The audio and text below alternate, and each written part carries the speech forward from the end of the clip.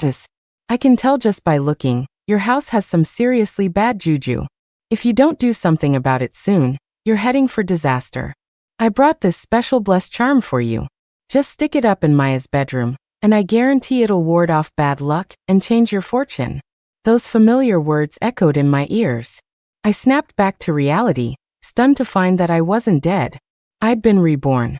Right now my sister, Jessica, was holding a bizarre-looking charm and rushing toward my daughter's bedroom.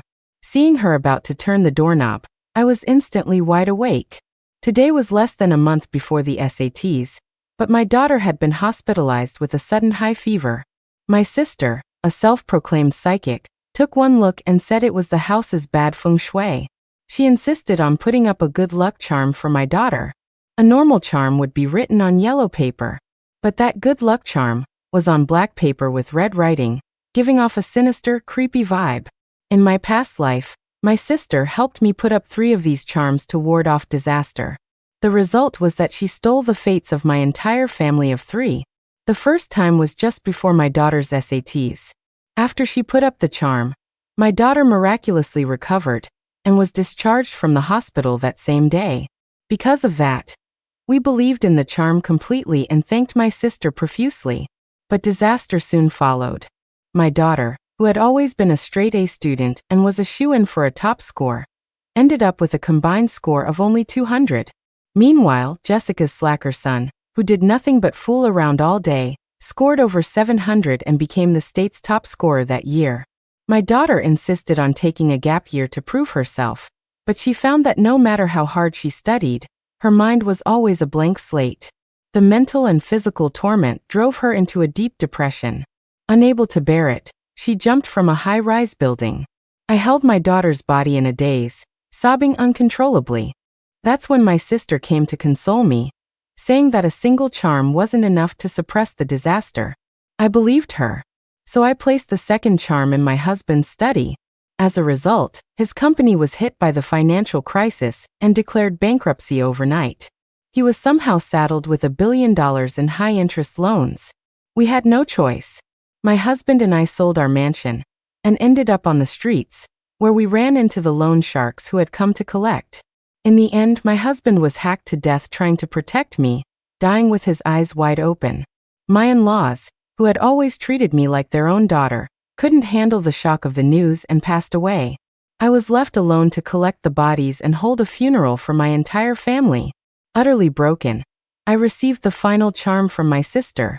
Sis, your family's troubles aren't over yet. If you don't suppress it, you might be next.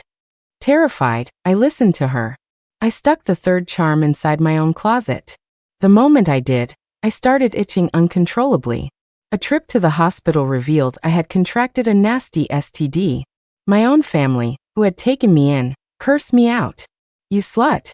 Your husband and daughter are barely cold in the ground, and you're already out sleeping around with other men. Have you no shame?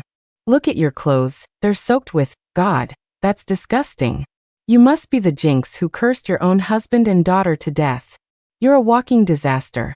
My family got more and more worked up, terrified I would bring them bad luck too. So, at my sister's urging, they drugged me and sold me to human traffickers. My hands and feet were broken, and I was chained up in a cellar. Every night I was forced to service countless men, turned into a breeding machine, and was ultimately abused to death. Only after I died did I learn the truth. This was all my sister's twisted plan. She was jealous of my family's wealth and status, and had deliberately given me cursed charms to steal our fates. As a spirit, I watched my sister pay her fake respects at my grave. Her tone was dripping with contempt. Dear sister, here's some spirit money for you. Think of it as a thank you from my family for taking the fall for us. Chapter. The tragic events of my past life flashed through my mind. I surged forward and snatched the charm from Jessica's hand. My sister Jessica looked at me, her expression a mix of anger and disappointment. Sis, I'm not trying to scare you, but if you don't change your luck, your family is really headed for a disaster. Are you telling me you're okay with Maya missing her college exams? My sister yelled, and my dad, hearing the commotion, immediately came over to mediate. Your sister is a psychic now. She knows more about this stuff than a housewife like you. Don't make trouble. Jessica and I are half-sisters. My mother died giving birth to me, and my dad always blamed me for her death. He favored Jessica my whole life. Just then, my stepmom heard the noise and came over too. Jessica is just trying to help you. Don't be so ungrateful. Seeing the three of them united against me, I couldn't help but sneer. In my last life, as soon as they heard my daughter was sick, my sister would often bring my dad and stepmom over to visit. Back then, I was naive enough to think they genuinely cared about my daughter and accepted their kindness. Looking back now, they were probably just monitoring the charm's effects. Hatred churned in my chest. I forced it down and managed a smile. Of course I trust you, sis. I was just curious what this was. With that, I handed the charm back to her. Then I'll leave Maya's well-being in your hands. Seeing that I wasn't suspicious, Jessica visibly relaxed. She then went into my daughter's room and deliberately placed the charm on the headboard. She even gave me a warning. Sis, this charm is very powerful. Maya will get better soon. But remember, once this charm is up, you can't take it down. Otherwise, the curse will rebound, and you'll pay with your life. She held my hand, repeating over and over that I absolutely could not touch it. That just confirmed my suspicions. The charm would only work its dark magic if it stayed in my daughter's room. I promised her again and again that I wouldn't mess with it. Only then did my sister leave with my parents, satisfied. Once I was sure they were long gone, I immediately tore the charm down. I remembered a temple my mother-in-law often visited and rushed over with the charm in hand. An hour later, the old master stared intently at the black charm and gave me his verdict. This is indeed a luck transfer spell, but it's been mixed with human blood and the powdered scales of a black carp. That transforms a luck charm into a fate-stealing charm. It will continuously drain the life force of the cursed person until they are completely drained and die. With the confirmation I needed, my fists clenched so tight my nails dug into my palms. The thought that my entire family had died because of this cursed charm in my past life, while my sister's family climbed to success over our dead bodies, made me tremble with rage. But one question still bothered me. If this was a cursed charm, why did my daughter miraculously recover after it was put up in my last life? Unless her sudden, strange illness was their doing all along. In my past life, my daughter suddenly developed a high fever in the middle of the night. Her body was burning up, and she was vomiting and had diarrhea. My husband and I rushed her to the hospital, but the doctors could never find the cause of her illness. Even the top medical experts we hired at great expense were clueless. They told us to prepare for the worst. It was only under those desperate circumstances that I resorted to anything, even Jessica's voodoo. Sure enough, the day after the charm was put up, my daughter made a miraculous recovery. My husband and I hugged her, sobbing with relief, completely missing the flicker of glee on Jessica's face. With this realization, I asked the old master to make 3 identical copies of the charm. Then I rushed to the hospital with him in tow. Chapter. In the ICU, my daughter Maya was still unconscious. My in-laws and my husband stood guard outside, their eyes red and swollen from crying. They hadn't dared to sleep for days. Seeing them like this, I didn't have time for a long explanation. I immediately processed Maya's discharge from the hospital and had the old master give her a thorough examination. My husband thought I'd lost my mind and kept trying to pull me away. Chloe, don't be desperate. Believing in this superstitious nonsense will only hurt our daughter. Even my mother-in-law, who is usually a firm believer in Taoism, was in tears. She's right, Chloe. Maya has already been given a critical diagnosis. How could you? Before she could finish, the old master cut her off. Stroking his beard, he said, "Keeping this child in the ICU for days on end won't do any good. She isn't sick. She's been cursed." Seeing the doubt on my husband and mother-in-law's faces, the old master simply dissolved a talisman in water and fed it to my daughter. About 15 minutes later, my daughter, who had been in a coma for a long time, suddenly woke up and violently vomited a mouthful of blood. Maya. My husband and my in-laws rushed to her side, only to see something alive in the bloody bowel she had just coughed up. It was a writhing, human-faced worm. The old master casually stomped on the worm, crushing it. He explained, "It's a unique hex from an ancient school of dark magic. The cursed individual suffers from a debilitating illness with no discernible cause, and will die in the hospital within days. This curse can only be ingested. Think carefully. Has your daughter eaten anything unusual recently? His words made me remember the bag of walnuts Jessica had brought over 2 months ago. The SATs were approaching, and she told me they were good for brain power, insisting I take them. I didn't want them, but my father yelled at me. These are top-quality nuts. Jessica didn't even give any to her own son, Kevin, and you're being picky? Kevin was Jessica's son. My father had always regretted not having a son of his own, so he doted on Kevin like he was his own precious grandson, spoiling him rotten. My stepmom chimed in with a snide remark. So ungrateful. Just because you married rich, you think you're too good for anything your family gives you. Fuming, I could only smile and accept the walnuts. Later, seeing my daughter staying up late to study, I did shell a few of them for her. At that moment, I finally understood. They had systematically tortured my daughter, just to make me believe that the charm could save her. Also, they could steal my family's fate, step by step. I realized then that between the hex and the cursed charm, Jessica never intended for any of us to live. Reborn into this life, I will protect my family and make sure those evil people get what they deserve. Once my daughter's health was back to normal, Jessica and her family showed up at our door. See, Maya's all better now, isn't she? Sis, I told you that good luck charm I gave you works. Not only can it keep Maya safe, but it can also help her ace her exams. They chatted cheerfully with me while craning their necks to look at my daughter's headboard. When they saw the charm was still perfectly in place, their eyes filled with unconcealed delight. I saw it all but just smiled and nodded, thanking them while pretending to be modest. Maya just recovered. I'm afraid she'll be lucky to get into a community college. How is Kevin's studying going? At the mention of his grandson, my dad puffed out his chest. Humph. Kevin is nothing like your sickly little girl. He's aiming to be the top scorer in the state. Just you wait for the celebration party. With that, my sister proudly handed me a gold-embossed invitation. It was an invitation for friends and family to attend Kevin's top scorer's college acceptance banquet. Seeing them celebrating before the game was even over, I couldn't help but laugh out loud. Top scorer? We'll see if her son is even worthy. At 3 in the morning, under the cover of darkness, I took the charm to a cemetery. I carefully selected the grave of someone who had died young, and hung the charm on their tombstone. This time, I'm going to turn that acceptance party into a funeral. Chapter. After a checkup, my daughter was confirmed to be completely healthy. With that, I decided to let her cut loose and have some fun. As a result, in the last few practice exams, my daughter's scores were near the bottom of the class. Even the slacker Kevin scored higher than her. This made Jessica anxious. Sis, the exams are what's important. How can you let Maya go out and play all day? My stepmom also had a look of disappointment on her face. That's right. If the mother isn't concerned, how can the child ever succeed? Look at Kevin, he's been studying so hard lately.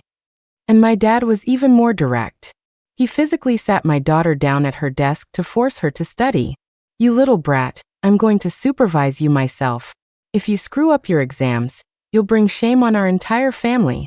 But my daughter ignored their nagging completely and continued to go out and have fun, completely slacking off. With only half a month left until the exams, my daughter's grades were getting worse and worse. Jessica was practically going insane. She shamelessly came to our house several times. Maya, why aren't you studying? You're out fooling around every day instead of hitting the books. Do you even know the exams are in 15 days? Have you no shame? She screamed accusations at my daughter, raising her fist as if to strike her, but I accidentally tripped her, and she nearly fell. In my last life, after my daughter failed her exams, she chose to repeat the year, but her scores only got worse with each attempt. She pulled all-nighters, studying desperately, only to find she couldn't even remember basic English vocabulary. Finally, after failing her 5th attempt, my daughter's depression took over, and she jumped from a high rise. When I saw her mangled body, I completely broke down. But Jessica just stood there, covering her mouth as she sneered.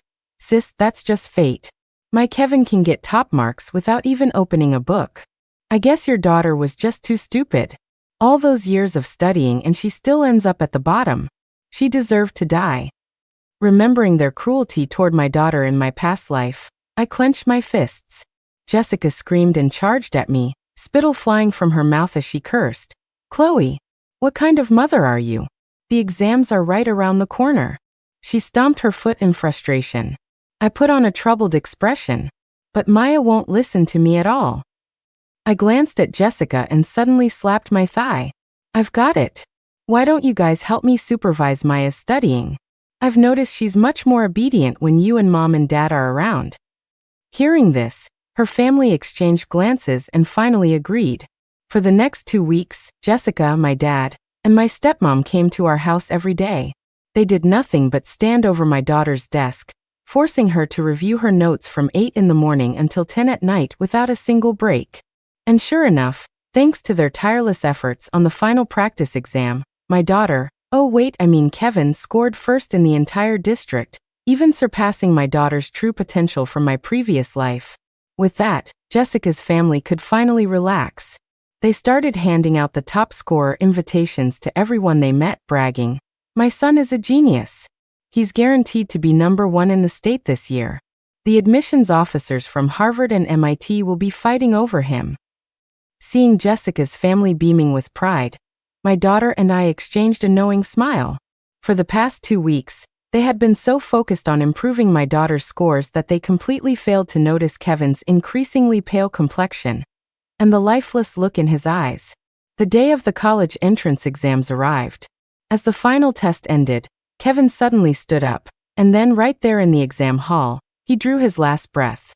When Jessica heard the news, she burst into the room only to find Kevin was already gone. She fainted on the spot. I thoughtfully helped her change the acceptance party invitations to funeral service. By the time she came to, she was met with the sight of Kevin's funeral procession and the familiar charm hanging on a nearby tombstone. Her eyes blazing with fury, she charged at me, screaming hysterically, "Chloe, you bitch!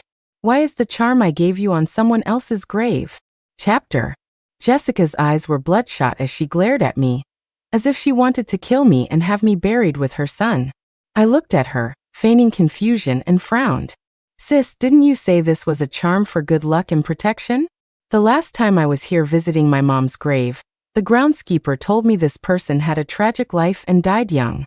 Since Maya was all better, I thought I'd pass the good fortune on." Jessica looked at Kevin, lying in his coffin covered in lividity spots, and it suddenly clicked. She shrieked and lunged forward, slapping me across the face. "You bitch! You did this on purpose, didn't you? You deliberately hung the charm on a grave. Look what you've done. You made my son switch fates with this loser. Give me back my son."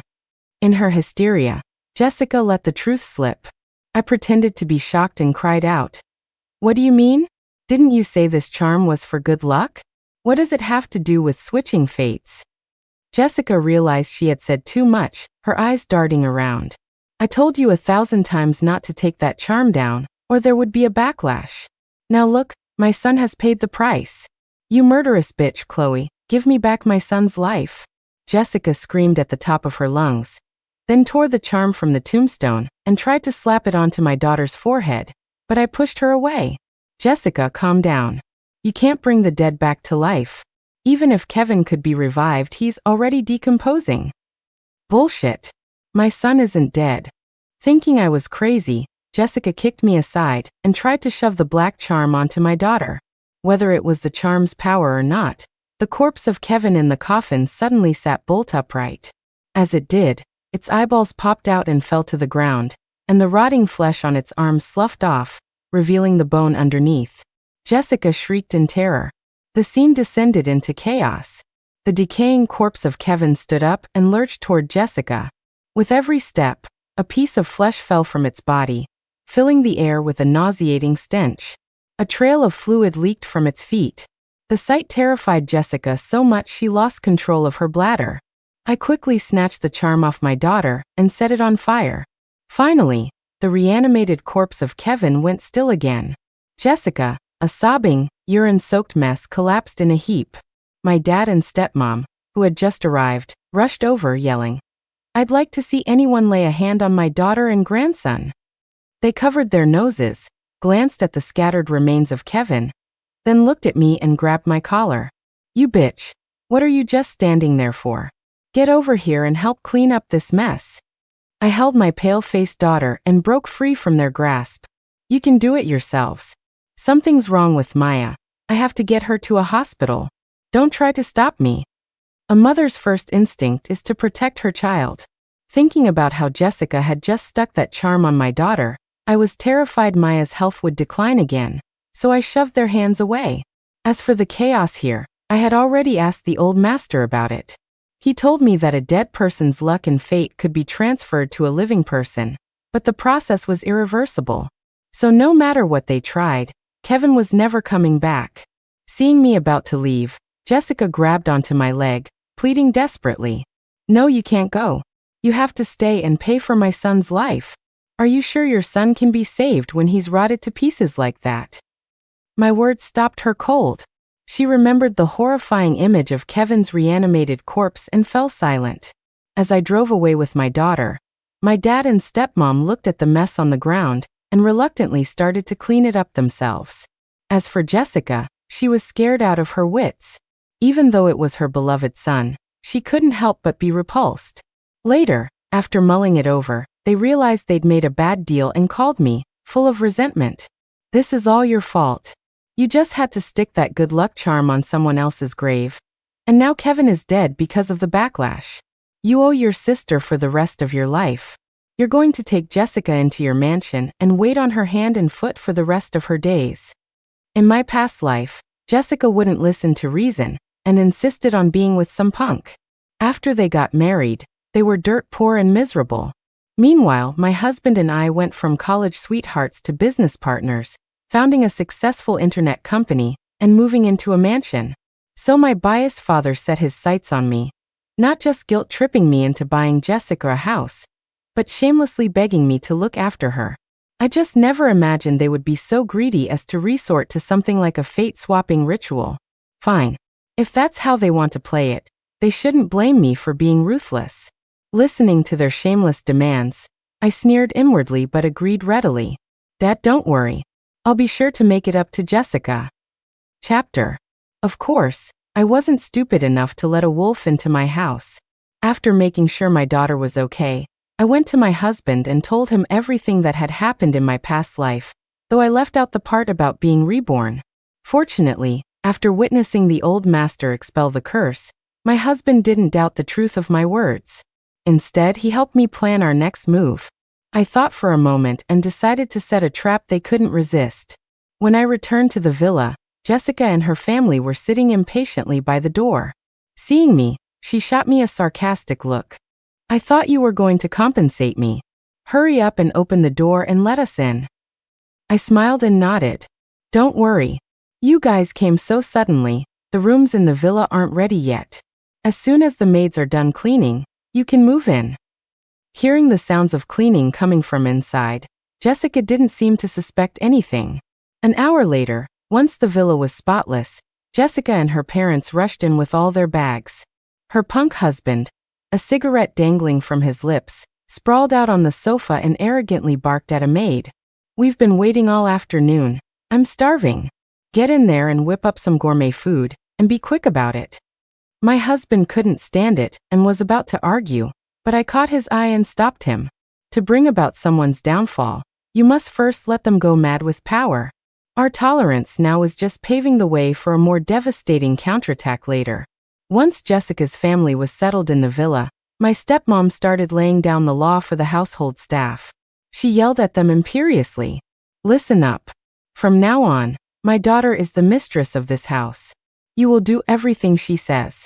If I find out any of you are still loyal to that bitch Chloe, I'll have you all fired immediately." My stepmom assumed that because I let them move in, she had me under her thumb. She started causing trouble all over the villa without restraint. Meanwhile, Jessica barged into my walk-in closet and claimed all my things as her own, adding her own 2 cents. Chloe ruined my son's life. She deserves to wait on me for the rest of hers. Watching their smug, self-satisfied act, I couldn't help but sneer inwardly. Growing up, I couldn't count the number of times I'd helped Jessica or taken the blame for her. And in the end, I was still the one who owed her. Seeing me trying to suppress a smile, Jessica shouted impatiently, "What, you got a problem with that? If it wasn't for the good luck charm I gave you, your daughter would be dead." At her words, I nodded quickly and pulled out a villa transfer contract. "You're right, I was wrong. My husband and I talked it over, and we decided to just give you this villa. We'll move out for now." The thought of getting a villa for free made my dad's and stepmom's eyes gleam. Jessica's punk husband excitedly grabbed a pen and signed his name without even reading the contract carefully. But after he signed, Jessica wasn't happy. "Even if you give us the villa, you're not allowed to leave. You promised to serve me for the rest of your life, so you have to stay here and be my maid." Seeing the calculating look on her face, I carefully put away the villa contract. Since Jessica was so determined to push her luck, she couldn't blame me for being merciless. So for the next few days, I did everything I could to please Jessica, deliberately humbling myself to lower their guard. At night, after retiring to my room, I would turn on the surveillance monitors and watch their every move. The day they insisted on moving in, I had already informed the butler and the maids. While they were cleaning, they installed hundreds of pinhole cameras in every corner of the villa. My fawning behavior these past few days was all to find out what they were really planning. Sure enough, at 3:10 a.m., Jessica snuck into my husband's study with the second curse charm. She muttered to herself, "Chloe, all you have is a little bit of money. This time, I'm going to steal all of your family's financial luck and see how arrogant you are then." Chapter. I thought that after Kevin's death, Jessica would at least lay low for a while. I never expected her to be so impatient. I watched the monitor coldly as she taped the charm to the inside of a study drawer.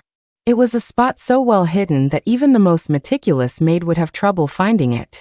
Once she had finished her secret task and smugly closed the door, I snuck in and removed the cursed charm. Then, just like the first time, I replaced it with the fake one made by the old master. The very next day, news came from my husband's company that a major operational error had resulted in a huge loss of orders. At the same time, $50 million mysteriously appeared in the bank account of Jessica's punk husband. The joy of unearned wealth went straight to their heads. They were already big spenders, but now they threw caution to the wind completely. Over the next few days, cash, luxury cars, and real estate from my husband's company all flowed steadily into their accounts. Jessica's family was overjoyed, dancing around the villa every day. The more arrogant and reckless they became, the more thrilled I was. If Jessica knew this was wealth they were trading their lives for, I wonder if she would regret it. My stepmom, afraid I would throw away the good luck charm, again, went to the study every day to make sure it was still there. What she didn't know was that the charm Jessica had placed there was long gone. The one in its place was just a worthless imitation. A few days later, the old master sent a message as promised, saying the experiment was a success and that my family and I should come to the temple. Using the excuse of looking at schools for Maya, I took my family out. Jessica's family was too busy basking in their newfound riches and spending sprees to pay us any mind. When I arrived at the temple with my husband and daughter, I found that my in-laws had also received the message and were already there. As we all watched, the old master produced several shimmering golden talismans and placed one on each of our foreheads. Before I could ask what they were, the talismans dissolved into a protective golden aura that flowed into our bodies. Seeing my confusion, the old master stroked his beard and explained, "I have investigated the origins of this fate-stealing charm. It was created hundreds of years ago by a rogue mystic who had turned to dark arts. His goal was to steal people's life force to achieve his own immortality.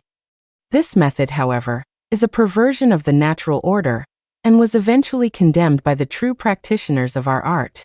But because so many people had their fate stolen, our Grandmaster created a protective spell.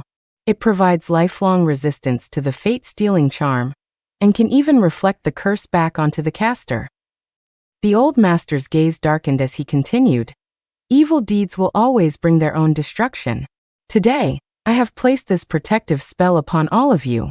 If anyone ever tries to use this dark magic to change your fate again, they will suffer 1,000-fold." Feeling the golden light flowing within me, A great weight was finally lifted from my heart. After all, as long as Jessica's wicked intentions remained, there was no telling what she might try to do in secret. I could guard against her for a day, a month, or a year, but it would be hard to be vigilant for a lifetime. But now, thanks to the old master's help, my family was finally free from this threat. My mother-in-law's eyes welled with tears. She hurried forward to thank him. "Master, we will never forget your kindness." The old master just waved his horsetail whisk and chuckled. "Oh, I never said I was helping for free. The future prosperity of this little temple depends entirely on your patronage." At his words, our whole family looked at each other and smiled. Chapter. A few days later, I returned to the villa with my family, only to find it empty. They had taken the money that had flowed into their accounts over the past few days and bought an even bigger house. They must have felt that our mansion was no longer worthy of their new, elevated status. They didn't even bother to tell us they were leaving. When I finally managed to track down their new address and saw it, words like decadent and debauched couldn't even begin to describe the scene. Jessica was lounging in a swimming pool with several male models, while her punk husband had his arms around a young starlet. As for my dad and stepmom, they were dressed like a couple of nouveau riche bumpkins, dripping with so much gold jewelry that they clinked with every step. Spotting me, my sister Jessica emerged from her revelry and was the first to approach, her voice dripping with scorn. "I don't remember having any poor relatives like you. Your family must be bankrupt by now, right? You still have the nerve to come crawling to me." Hearing this, I couldn't hold it in any longer and burst out laughing. For the past few weeks, my husband and I had deliberately created the illusion that our company was failing. We leaked news of mismanagement to the media, all to make them believe that the charm had successfully stolen my husband's fate. Jessica glared at me displeased. "And you can still laugh. If you're here to beg me for a job, sorry, the only position open is for a maid.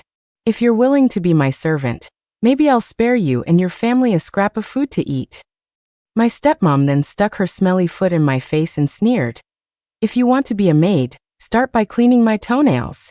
If I find a single speck of dirt, I'll kick you out." I looked at them, so full of themselves and utterly clueless, and calmly dialed 911. They thought I was just acting out of desperation and were about to throw me out. But the moment Jessica laid a hand on my shoulder, she was seized by a violent convulsion. Blood streamed from her eyes, ears, nose, and mouth, and a strange black smoke poured from her lips. The black smoke seemed to have a life of its own, snaking toward the nostrils of every living person there. Anyone who inhaled it collapsed in agony, clutching their heads and screaming. But when the smoke reached me, a golden light flared up, meeting the darkness head-on. In the end, good triumphed over evil, and the black smoke was utterly annihilated.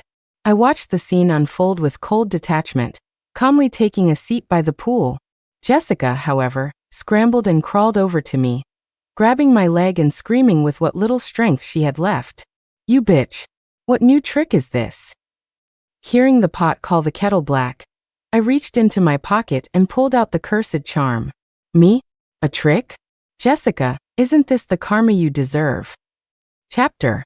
The moment she touched me, I felt her trying to plant something on me. Sure enough, I pulled it out and saw it was the last of the horrifying, blood-red charms. Jessica thought that by making her move on me today, she could finally get rid of the thorn in her side for good. What she didn't expect was that her very action would activate the protective golden aura around me. The dark spell she cast on me was now being reflected back onto her, 1,000 times stronger. Jessica's face turned deathly pale. She looked at me in disbelief. "Impossible, it can't be. How could you know the counter spell?" But before she could finish, her skin began to peel off in patches, revealing the bone underneath. Amidst her blood-curdling screams, Jessica melted into a pool of blood right in front of everyone. My dad and stepmom were scared out of their minds. "Help! Somebody help us!" But the black smoke that had emanated from Jessica had no intention of letting them go. It writhed and surged toward them. Watching them collapse to the ground, writhing in agony, I let out a small, grim laugh. Truly, evil brings about its own destruction. Your day of reckoning has finally come. Soon, when the police arrived, they were met with a bizarre scene. Everyone present, except for my family and the party guests Jessica and her husband had invited, was dead. And the cause of death was the same for all of them.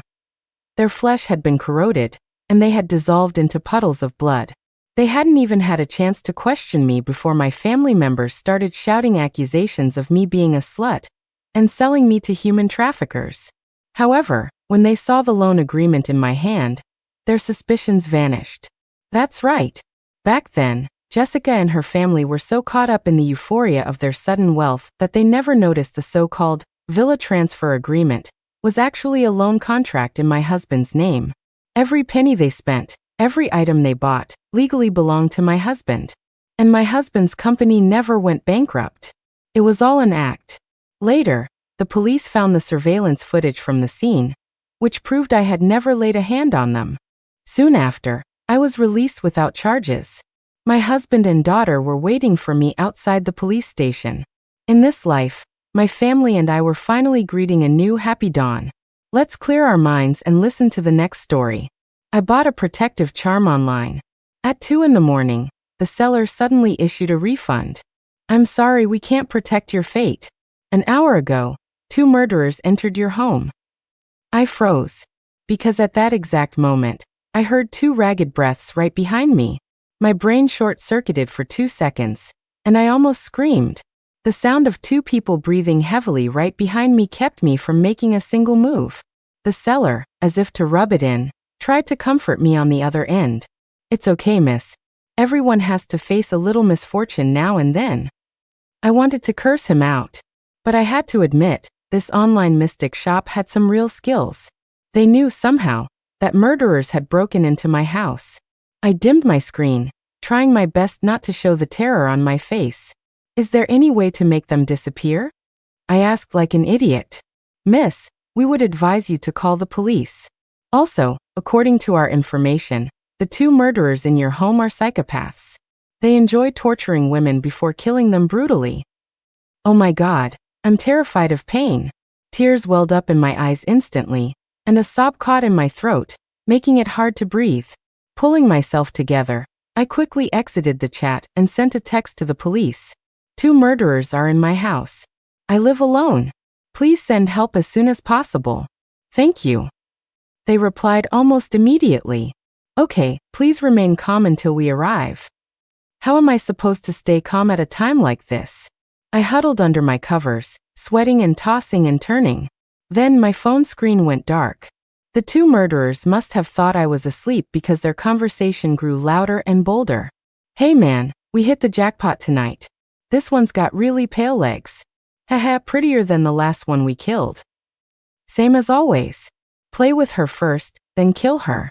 We'll dismember the body and bury it in an old coffin. The other man grunted in agreement. Lying in bed, my heart was pounding so hard I thought it would burst out of my chest. Was I really going to die here tonight? No matter how tough I was, I couldn't fight off 2 strong men. Just as I was overwhelmed with a mix of emotions, my phone rang. The shrill ringtone made me jump. I glanced at the caller ID, my best friend Emily. At the same time, the footsteps that had stopped by my bed suddenly retreated. I flinched, then realized what was happening. I pretended to be groggy as I picked up the phone, making sure to turn the volume down to the lowest setting. Emily sounded drunk again. She kept slurring, "Zoe, if I ever get my hands on the guy who harassed you, he's a dead man." She said it through gritted teeth, oblivious to the fact that I was in a life or death situation myself. Wait, harassed me? The guy across the hall is a creepy old perv who lives alone. I heard his second marriage ended because he kept touching his stepdaughter, which drove her to have a mental breakdown and eventually jump off a building. He'd even done time for rape and murder before. Every time I saw him, he'd flash his yellow teeth and say something gross like, you smell good. Wanna come over to my place? If I could lure the murderers over to his apartment, I might have a chance to survive. With that thought, I deliberately raised my voice a few decibels. I'm so tired. I spent all day helping the old man next door move. He won 20 million in the lottery. He's got at least a few million in cash at his place. He's moving into a mansion tomorrow. On the other end, Emily was stunned, clearly not getting the hint. I thought you couldn't stand that old creep. Why would you help him move? Before she could finish, I cut her off. I'm exhausted. Let's talk tomorrow. I tossed my phone aside and pretended to fall back asleep. A few minutes later, the two murderers started whispering again. Did you hear that? 20 million. How much money is that? I've never even dreamed of having 20 million. Why don't we hit the place next door first and grab the cash? We can deal with this girl later. The other one seemed hesitant, but after some coaxing from his partner, he agreed. In the darkness, the two of them deftly opened my door and went next door. Once I heard the click of the neighbor's door, I carefully slipped out of bed. The lock was useless against them, so I had to barricade the door with something heavy to reinforce it. Without a second thought, I pushed my sofa, cabinets, everything I could, against the door. After that, I put a pot of oil and a pot of water on the stove to heat up. This was just in case. If they managed to break in before the police arrived, the hot water and oil would be my weapons. While the water was boiling, I sent a message to my building's group chat. Warning: 2 murderers have entered the building. Everyone, please be careful. Stay inside if you can. If your door isn't secure, reinforce it now. However, my well-intentioned warning wasn't met with gratitude, but with a torrent of abuse. Are you bored? Making up shit in the middle of the night. That was my upstairs neighbor, Karen. She was a light sleeper and often threw tantrums in the group chat. I finally fell asleep, and then your message woke me up. Her words came out like a machine gun, unstoppable once she got started. I couldn't take it anymore, and replied in the group. Karen, I'll come apologize to you in person tomorrow, provided you make it through the night safely. There really are murderers in the building. Please protect yourself. After replying, I put my phone down. Just then, I was drawn to the sound of cursing from the apartment across the hall. He said there's no 20 million. Did that girl lie to us? No, she knew we were here. What do we do? What else? Finish the job. Their footsteps started moving toward my door. That little bitch thinks she's clever, playing us like that. I'll make her see the devil himself tonight. I held my breath, pressing my body against the sofa barricading the door. When they tried to push the door open, they seemed to realize something was wrong. It won't open. It was fine just a minute ago. It feels like the lock is jammed. That's right. I had squeezed super glue into the keyhole. Now that the lock was broken, they couldn't open it easily, and they couldn't push through the barricade. I hoped they would give up. I closed my eyes and prayed. A moment later, whether it was divine intervention or something else, they actually stopped. I grabbed the old man's phone. Guess what I saw? This woman was in the building's group chat, telling everyone there were murderers here. She must have known about us all along. That bitch played us for fools. I'll show her. Drag the old man's body over here. How about we hang his head on her door? If I can't get in, at least I can scare the shit out of you. The smell of blood instantly filled my nostrils. The old man's body was now hanging on my doorknob. Red liquid seeped under my door and into my apartment. I couldn't help but crouch down and vomit. Meanwhile, the 2 murderers outside were still shouting. You're next, you little bitch. They got pliers and an axe from the old man's apartment, ready to go to work. The clanging and banging sounds drilled into my ears, and the fear made my scalp tingle. I scrambled to the kitchen and grabbed the boiling water. My front door was cheap and flimsy. It started to give way after just a few hits, with large holes appearing. The murderer's face slowly came into focus in front of me. Seizing the opportunity, I threw the scalding water through the holes in the door. With a sizzle and a scream, the murderer cursed in pain. You fucking bitch. I'm gonna kill you. I didn't let myself get lost in the fear. The last shred of sanity told me that if I didn't fight back, I would die even faster. I quickly grabbed the hot oil and did the same thing. Caught off guard again, the 2 murderers were scalded and rolled on the ground in agony. This small victory brought me no joy. Soon, my body was once again enveloped in a cold despair. I turned around and realized the oil container was empty, and not a single drop of water was coming from the faucet. This meant I had lost my only means of defense. The 2 murderers had only suffered minor injuries. Though they were grimacing in pain, their eyes were still filled with malice. You're going to die a very painful death, you bitch. With that, The two of them slowly got to their feet, ready to break down the door again. At that moment, I was so scared my body went numb. Physically, I was no match for them empty-handed. In terms of weapons, I had run out of hot oil and water. Even though I was holding a kitchen knife, ready for a desperate fight, it wouldn't change the fact that I would most likely lose. Tears streamed down my face. I didn't want to die. I wanted to live. I walked to the balcony with the knife, looking down at the green canopy below. I wondered if I jumped from here, would I really end up as a splattered mess? I was on the 8th floor. The chances of survival were slim to none. Listening to the escalating threats and insults from the murderers outside, they seemed confident of victory, as if they could break in and kill me at any second. In that instant, a huge wave of indignation and resentment washed over me. My mind flashed back to my several years of arduous schooling. I grew up in a remote mountain village. To get to school, I had to not only climb steep mountain paths, but also walk from dusk till dawn. It was such a long and difficult journey, and I walked it for over a decade. During those years, some of my classmates fell from the cliffs and became lonely ghosts. Others married young and became baby-making machines. Only I persevered, not only successfully getting into college, but also leaving the mountains behind. It wasn't easy to get to where I am today. I worked so hard. Why wasn't fate on my side? Why should I have to die for nothing? I refused to accept it. I looked up at the night sky, took a long, deep breath, and pushed open the window. I was going to climb along the ledge to the 7th or 9th floor. But just as I grit my teeth and shakily took a step to climb out, my phone vibrated in my pocket. I quickly pulled it out to check. It was Mike, the security guard.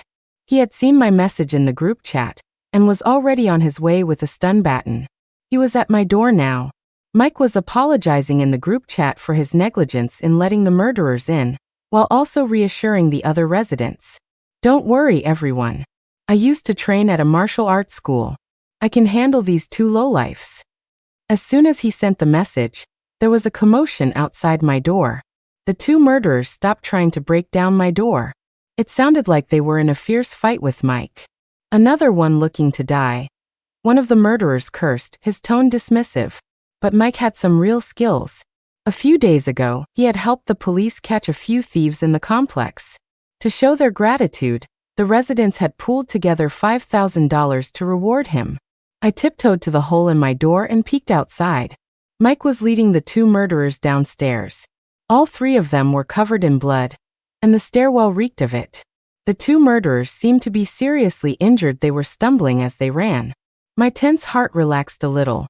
If Mike could just hold them off until the police arrived, the danger would be over. So now, I had to have a backup plan. What if Mike couldn't hold them off? They would most likely come back for me. My apartment was no longer safe. I needed to find a new shelter. I cautiously started to pry open my battered front door and move the barricade. But after just a couple of tries, my heart started pounding again.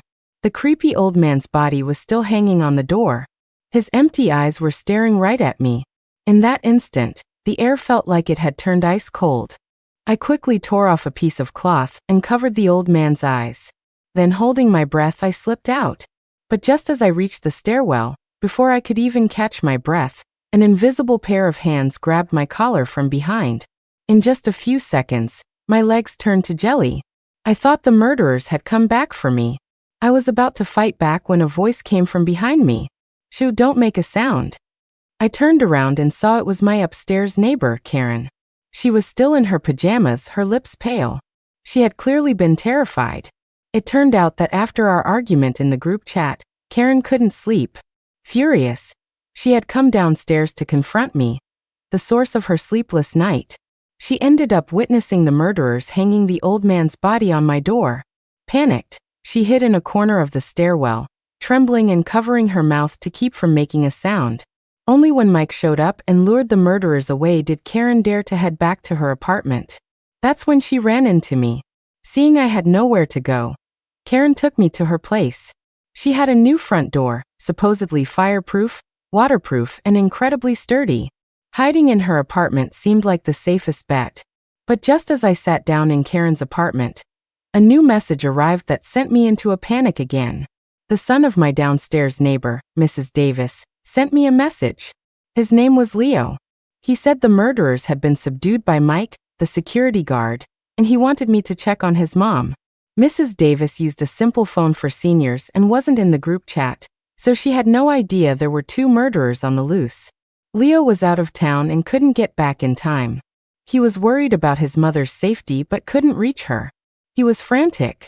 Mrs. Davis was a kind old lady who had always looked out for me and helped me out a lot. I had no reason to refuse Leo. Since the murderers had been subdued, the danger outside should have been gone. But just as I was about to get up and go down to Mrs. Davis's apartment, Karen suddenly stopped me. Her eyes were sharp. How do you know what Leo is saying is true? How would he know Mike subdued the murderers? If Mike subdued them, why didn't he announce it in the group chat? This string of questions made the air thick with tension again. Karen pulled up the group chat to show me. There was no message from Mike about subduing the murderers. Was Leo lying? But why would he lie to me? While I was thinking, Leo sent another message urging me, "Zoe, please hurry up and check on my mom. I'm really worried about her." How did he know I hadn't gone yet? Leo was acting strangely today. I'd never seen him be this filial before. After some thought, I typed back to him, "Sorry, Mike hasn't given the all clear yet. Until Mike sends a safety signal from his own account, I can't risk it. If the murderers haven't been caught, going out there is suicide. Zoe, my mom has been so good to you. You can't even do this one small favor?" Leo's tone was impatient. I didn't reply this time. 2 minutes later, a new message appeared in the group chat from Mike. "To all residents, I have successfully subdued the 2 murderers. It is now safe to move about." But just 2 seconds after the message was posted, a resident questioned it. A resident from a high floor posted 2 high-definition photos in the group chat. "Everyone be careful. Mike is dead. The person who sent that message is not Mike." In the photos, Mike was lying in a pool of blood, his security uniform torn to shreds. The scene was gruesome. Karen gasped when she opened the photos. She analyzed, her voice trembling. "Mike is dead. So who sent that message from his phone?" We looked at each other and said in unison, "The murderers." We almost fell for it. A chill ran down my spine, and my mood instantly plummeted. Mike's death was unexpected and deeply saddening. He was only in his 20s, in the prime of his life. He had so many dreams yet to fulfill. I remember sitting next to him at the last commendation ceremony. He shyly told me he was planning to get married to his girlfriend at the end of the year. Her father had approved of their marriage, and was even giving them a house as a wedding gift. "My relatives all say I'm a lucky fool to have met such an open-minded father-in-law," he had said. The thought of Mike's face, full of hope and joy, made my heart ache. Those 2 murderers were truly evil. They had destroyed someone else's hard-won happiness. They deserved to die. Time passed quickly. It was already 3 in the morning. A time that should have been silent was now filled with fear and uncertainty, because of the 2 murderers. Then, as if on cue, someone must have hit the main switch, and the entire complex was plunged into darkness. Even so, no one dared to complain in the group chat. Everyone knew the murderers were lurking in the chat, afraid of becoming their next target. Thankfully, my phone still had 10% battery left. I dialed the police again. The dispatcher said the police would arrive at our complex in 20 minutes. Almost there. We were almost safe. Once the police arrived, we wouldn't have to be afraid anymore. The thought of it made me tremble with excitement. However, just as I was eagerly sharing this good news with Karen, she suddenly collapsed. She gasped, "My heart, it's acting up. Help me." For a moment, I was at a complete loss. I frantically asked her, "Where's your medicine?" "Your medicine." At the word medicine, Karen seemed to remember something, and a look of utter despair washed over her face. "I forgot, I'm out of medicine. It's over. I'm not going to make it." As soon as she said it, Karen started gasping for air, clutching her chest, her lips deathly pale. In this situation, without immediate medication, she would die.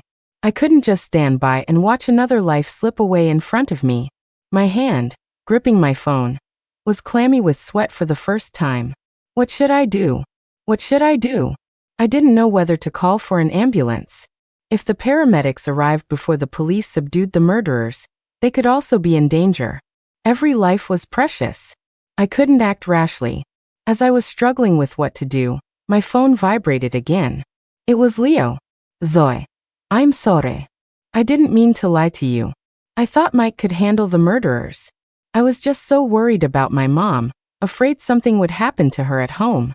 Please don't be mad. I just got in touch with my mom. She's fine now. Leo rambled on, his tone almost pleading. Before I could reply, Leo spoke again. Zoe, can you take my mom in for a while? Her door isn't very sturdy either, and I'm worried the murderers will go after her. She's an old woman, she can't defend herself. I was about to refuse, but then a thought struck me. Mrs. Davis also had a heart condition. She must have a supply of medicine at home. If I could borrow some from her, I might be able to save Karen. Karen's breathing was getting weaker. I couldn't delay any longer. I'm at Karen's place. Tell Mrs. Davis to come to the 9th floor. And tell her to bring her heart medication. I need it urgently. Leo's excited reply came back, his voice much more cheerful than usual. I didn't think much of it. I tried to calm Karen down while praying for Mrs. Davis to arrive quickly. Mrs. Davis has your medicine. You're going to be okay. Karen's eyes were moist, her voice trembling. Okay. 2 or 3 minutes later, there was a knock on the door. At that moment, I wanted to jump up and open it. But as my hand touched the doorknob, I couldn't help but be cautious. Mrs. Davis had an injured hand, so she never knocked with her hand. She always used her foot to kick the door. That was clearly the sound of knocking. So I suspected it wasn't Mrs. Davis outside.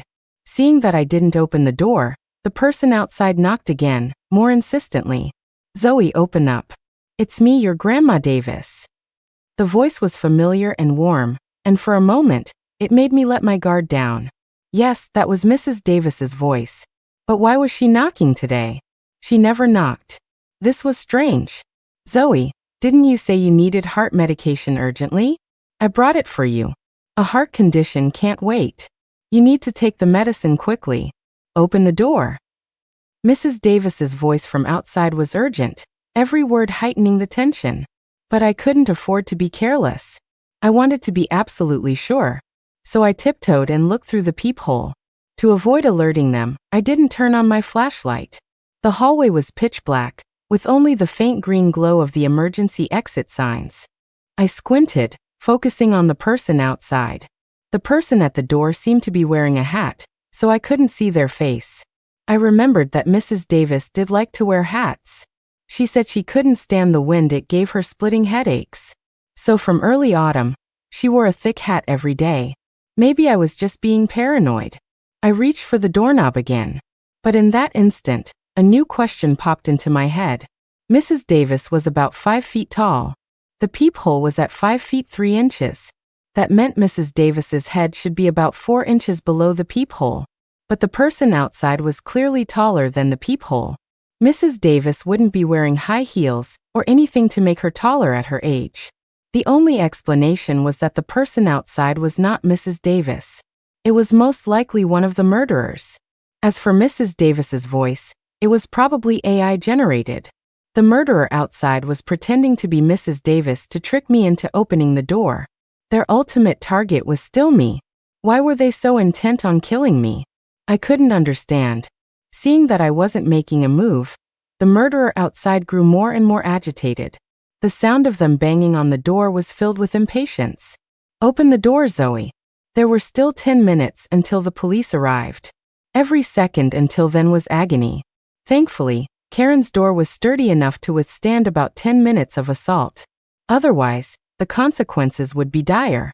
Since I wasn't responding, the murderer gave up the act. He revealed his true self. You fucking bitch. You think I can't handle you? Get ready to die. The sound of an axe hacking at the door followed. At this point, Karen was on the verge of death. Her hands were limp, her eyes lifeless. She looked like a doll. I threw myself over her, holding her tight. Karen, wake up. The police are almost here. We're going to be saved. However, the more urgent the situation, the slower time seemed to pass. I anxiously watched the numbers on my phone. 8 minutes left. 7. 6. The good news was that with 6 minutes left, the noise outside stopped. Hello, we're the police. The assailant outside has been neutralized. Please come out and cooperate with our investigation. The police were here. I shot up, ready to open the door. But after just a few steps, I realized something was wrong.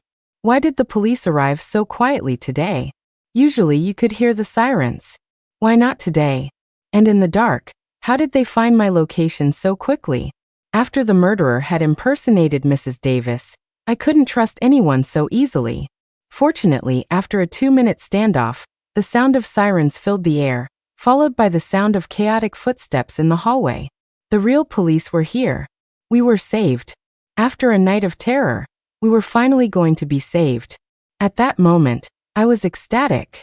However, as I shakily reached out to turn the doorknob, the scene before me almost made me faint. It wasn't the police outside. It was the murderers. One of them was holding a phone playing a siren sound effect, and the other was stomping on the stairs. They had created the illusion of the police arriving to trick me into opening the door. In an instant, my heart turned to stone.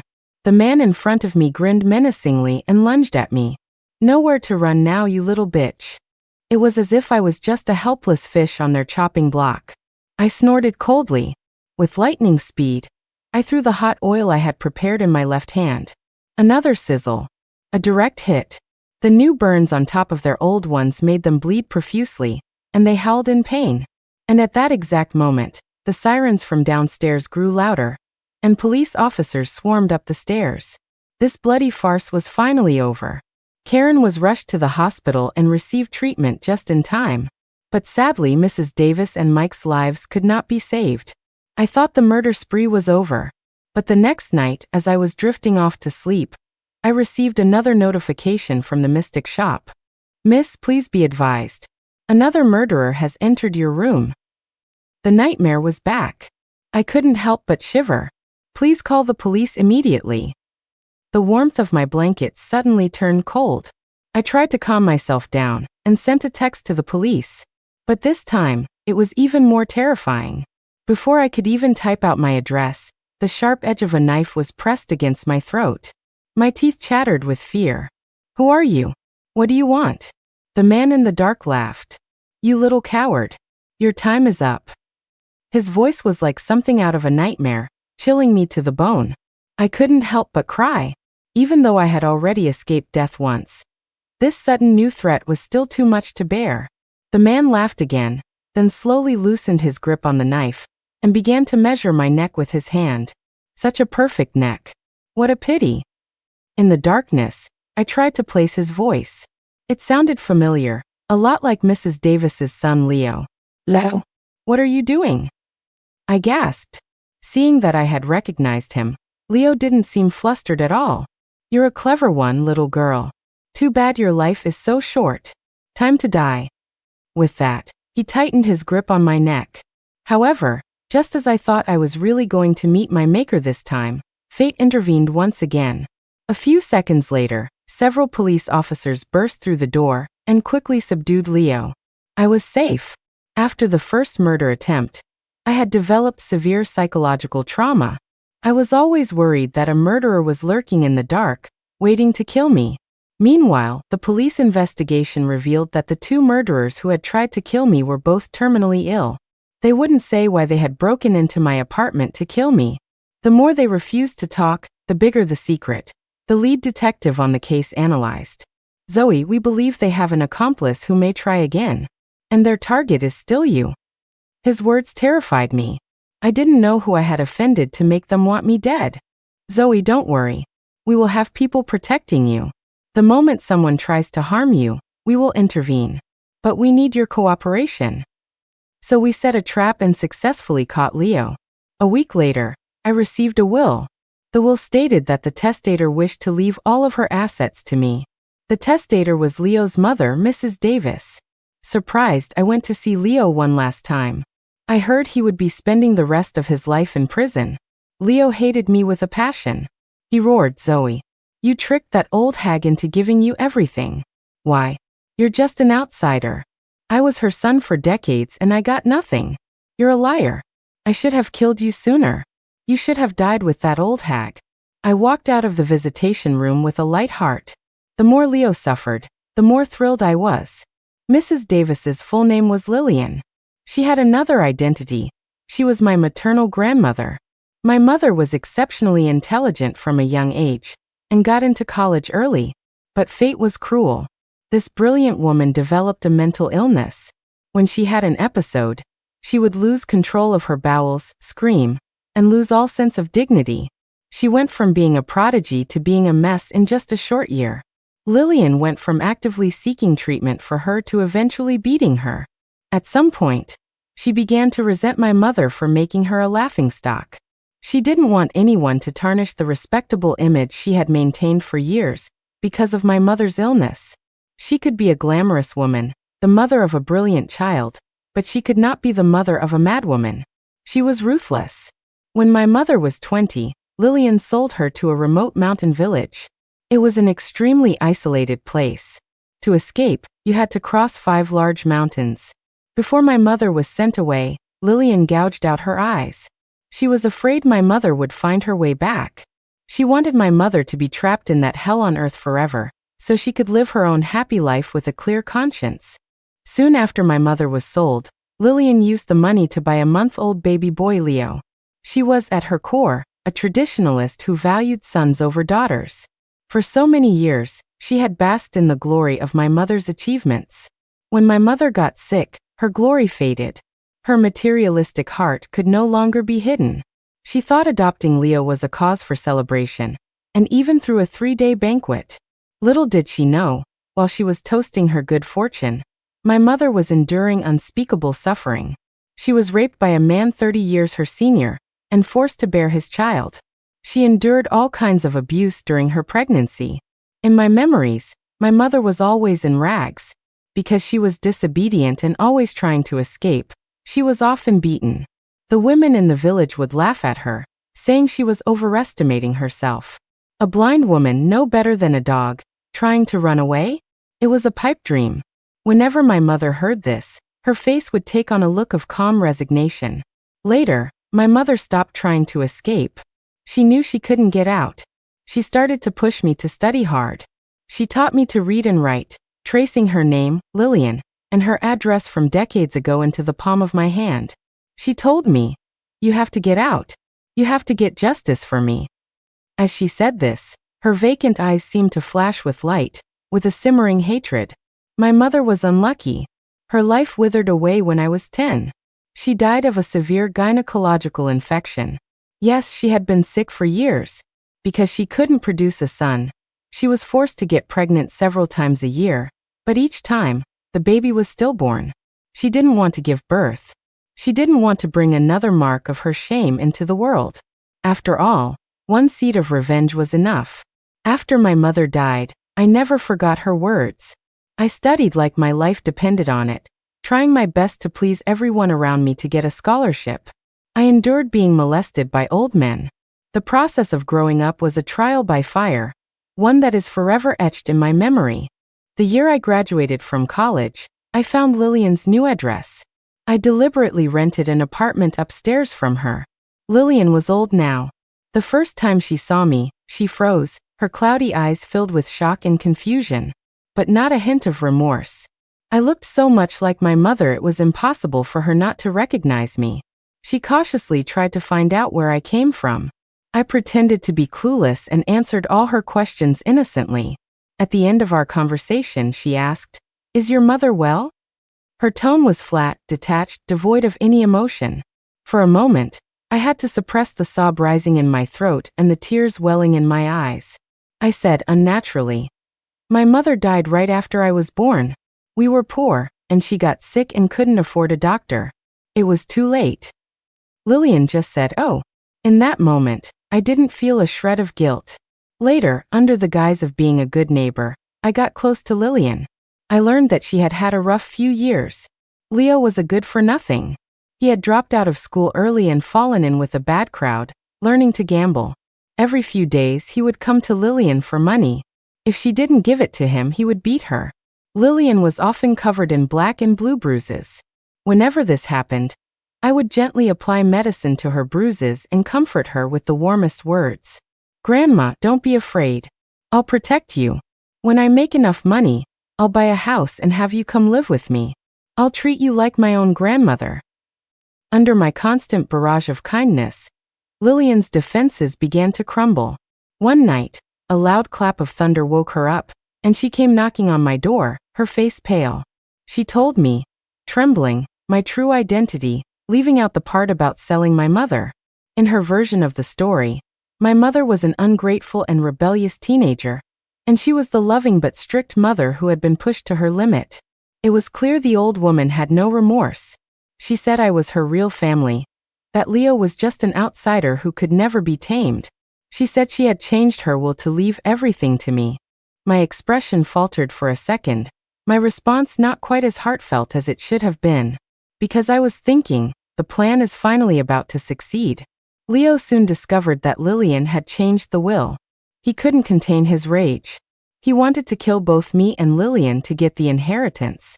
In his desperation, he decided to take care of Lillian first, then hire 2 murderers to break into my apartment and kill me. Finally, he would dispose of the bodies. That way, even if the police solved the case, he could pin the murders on the hired killers and walk away with the inheritance. Poor Lillian died at the hands of the son she had so carefully raised. I wonder if, in her last moments, she regretted her decision to sell my mother into the mountains.